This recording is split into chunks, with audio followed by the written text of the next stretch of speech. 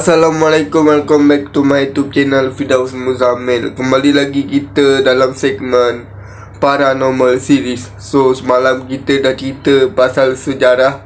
So aku akan upload part yang kedua untuk sejarah series tu. So kali ni kita akan berada dalam segmen Mood Seram.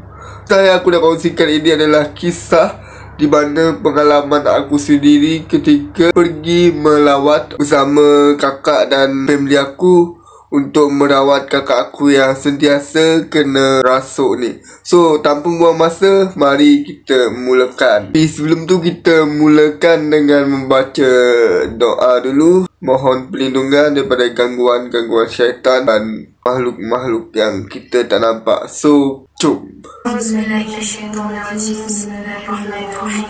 Rabbi a'udzubika min hamazati syaitan wa a'udzubika rabbi an yahdurun. Wahai Tuhanku, aku berlindung kepadamu daripada fisik-fisik syaitan, dan aku berlindung juga kepadamu, wahai Tuhanku, daripada kedatangan mereka kepadaku. Amin. Amin. Cerita ini adalah pengalaman aku sendiri ketika aku teman berubat kakak aku. So korang pernah dengar tak pasal Ustaz Jin? Kalau tak, korang boleh je Google. So pada tahun 2015, Ustaz tu memang pernah datang ke Kelantan dan melakukan perubatan Islam secara terbuka selama 2 minggu. Dan dia akan melakukan perubatan tu hanya pada waktu malam. Kakak aku, Kak Fi, bukan nama sebenar, dia adalah merupakan salah seorang pesakit Ustaz ni. Kalau nak cerita pasal Kak Fi ni, dia boleh dikatakan banyak juga, tapi aku cuba ringkaskan untuk korang mudah faham. So Kak Fi ni dia ada kebolehan untuk melihat benda-benda yang gaib, benda-benda yang kita manusia biasa tak boleh nampak sejak kecil lagi. So masa zaman dia belajar pun, dia selalu kena ganggu dengan benda-benda mistik ni, dan dah banyak kali dah dia kena histeria. So mak aku bawa jumpalah kakak aku ni pergi berubat dengan ustaz ni, sebab Kak Afi ni dia memang jenis banyak kali dirasuk, dan dia tak boleh kalau ramai sangat atau penat sangat. Benda tu memang mudah ikut dan mudah masuk ke dalam badan dia kalau dia time dia penat ke, kalau ada kunduri ke, memang dia akan histeria lah bila dia berdepan dengan orang ramai ni. Sambung balik kita cerita pasal berubat.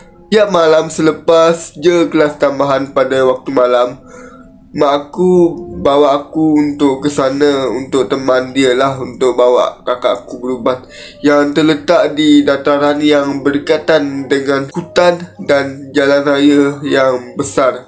So memang agak menyeramkan, tapi boleh dipertimbangkan sebab dekat situ ada ramai orang datang. Perubatan tu bagi aku kurang memuaskan lah, sebab terlalu terbuka dan dikelilingi dengan deretan kursi untuk pengunjung ataupun pesakit-pesakit yang datang, dan tengah-tengah tu dibentangkan tikar untuk pesakit dan ustaz. Jadi semua orang boleh lihat dan dengarlah sepanjang proses perubatan tu. Muncullah tanda yang terlalu agresif. Jadi setiap kali aku teman, aku tak akan duduk dalam kereta sebab aku ni jenis penakut lah. Tapi aku lebih rela duduk di bawah kemah dua sekali untuk tengok. Kebanyakannya pesakit yang datang berubat tu disebabkan oleh sihir dan saka. Tak nak cerita lah sangat pasal Kak Fi ni sebab terlalu panjang, takut korang bosan lah pula. So secara ringkasnya, benda yang berdamping dengan Kak Fi ni adalah saka, nenek moyang yang jaga kawasan ataupun harta-harta kita orang lah. Tak silap aku, ada 3 ekor yang menyerupai singa, ular dan harimau. Masing-masing dia ada nama tersendiri, tapi aku tak naklah sebut sebab dia mungkin kelihatan menyeramkan pula bila aku sebutkan lain pula datang. Yang paling agresif adalah ular dan harimau, tapi alhamdulillah si singa dan si harimau ni dah dapat hidayah, dan dia pun telah masuk Islam dan tak kacau lagi dah Kak Fi aku. Mungkin duk kat masjid ataupun aku tak tahu dia kat mana sekarang. Si ular ni pula memang susah sangat, dan dia degil, memang keras kepala gila dia ni. So sebab itulah proses perubatan memakan masa yang sangat-sangat lama, dan bercampur pula dengan kawasan perubatan tu. Memang sedia maklum lah, memang kawasan tu totally keras. So kebanyakan orang kawasan tu dah lalilah dengan kabar berita tentang kemalangan yang berlaku dekat jalan raya tu. Kalau dah tempat keras memanglah ada penghuninya. Setelah seminggu ustaz tu berdapat dekat situ, penghuni kawasan tu rasa terganggu lah. Mereka dah mula menonjolkan diri satu persatu disebabkan mereka marahlah dengan ustaz tu sebab kacau kawasan diorang. Diorang pun ambil kesempatan lah untuk masuk ke dalam badan manusia yang tubuh mereka lemah dan iman diorang lemah. So Kak Fi ni pun terkena sekali. Penghuni yang aku maksudkan ni adalah penghuni di kawasan hutan. Kan dia aku kata ustaz tu berubat dekat kawasan hutan. So penghuni tu pun menyerang ustaz lebih kurang pada pukul 1 pagi. So waktu ni memang orang dah tak ramai sangat dan tinggal ada 4 keluarga je. So masa ustaz tu sedang berubat seorang pesakit dalam keadaan tak sedarkan diri, benda yang rasuk pesakit tu adalah Cik Ponti. Dan kawasan tersebut, Cik Ponti tu pun mengamuk sebab dah kacau kawasan dia. So dia bukan datang seorang, tapi dia datang bawa geng sekali, bawa member, bawa konco-konco dia, bawa kru dia, tak serang ustaz tu. So yang merasuk tu baru anak buah dia, bukan tuan dia. So memang ketua dia mesti duk perhati dia, tunggu nak attack kan. Dia bagilah dulu anak buah dia datang attack. Pas 5 minit macam tu, Kak Fi pula yang meracau. Ustaz panggil duduk sekali. Selang 2 minit, pesakit tadi datang nak serang ustaz balik.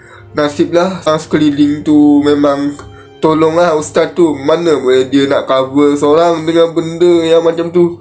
So ada seorang pesakit ni, dia duduk betul-betul belakang aku. Si A nama dia. Dan seorang lagi berdiri sambil pegang tiang kemah. Nama dia CB.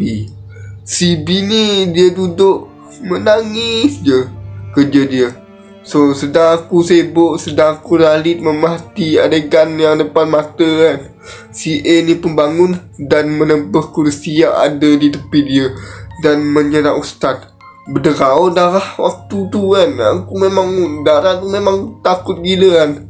Tegak habis bulu roma. Terkejut weh. Tapi alhamdulillah lah, Allah lindung ustaz tu. Yang CB ni still lagi menangis. Tak settle lagi dia menangis. So lepas dah selesai halau geng-geng penghuni tu, barulah ustaz tu panggil CB ni. Kesian pula aku tengok ustaz tu. Tapi dalam pukul 2 pagi barulah settle semua benda tu. Waktu ni family aku dah nak balik lah. Korang nak bertolak balik ke rumah. So korang bayangkan, dalam sebuah kereta Proton Saga yang lama tu, yang berkurang dalam 80-an dibina tu, seat belakang tu kami duduk 5 orang. Memang sempit lah. So Kak Fi ni duduk dia tengah-tengah. Kakak aku yang 2 orang lagi duduk dekat kiri kanan dia. Dan aku tak nak beranilah duduk sebelah dia sebab aku takut.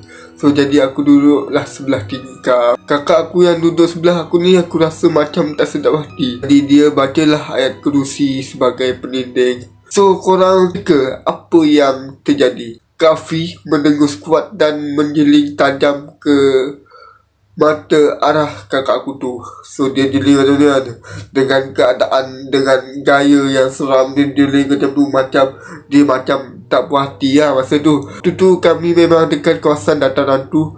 Abah aku cepat-cepat lah undur kereta. Dalam fikiran aku tak buka je pintu tu, nak turun cepat-cepat dan belah.